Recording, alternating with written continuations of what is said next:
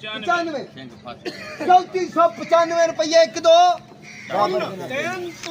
cash payment है भाई 1509 जी cash payment cash payment ना रखो जी कैश पेमेंट 4 बजे 2800 रुपया 2850 28.5 ओहो सवा 29 चलो चलो 55 55 55 3000 5 10 15 20 25 30 35 40 50 55 60 65 70 75 80 90 इंज नहीं 95 3105 10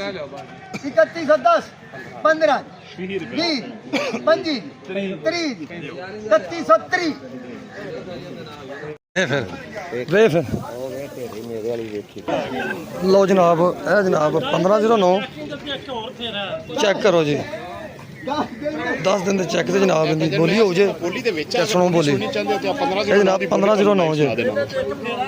10 दिन का चेक ते एक फेरा हो रहा 10 ਦਿਨ ਦੀ ਪੇਮੈਂਟ 10 दिन की पेमेंट एक फेरा हो रहा एक फेरा 10 दिन का टाइम ਵਾਜ਼ੇ ਕਰੋ ਨਾ ਚੈੱਕ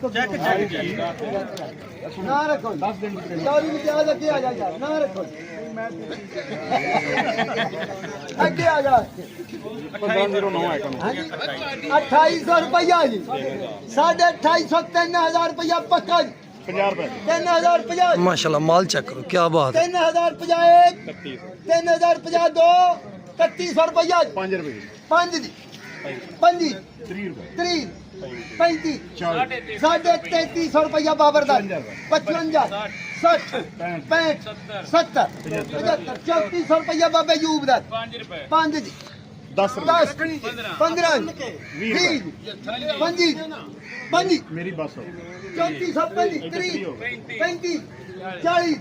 45 50 55 60 65 70 75 80 85 90 95 3495 रुपये एक दो लो जनाब 1509 ਦੀ ਜਨਾਬ 3495 ਰੁਪਏ ਚ ਹੋਈ ਜੇ क्या बात है माशाल्लाह मुंजी भी बड़ी शानदार है बड़ी अच्छी मुंजी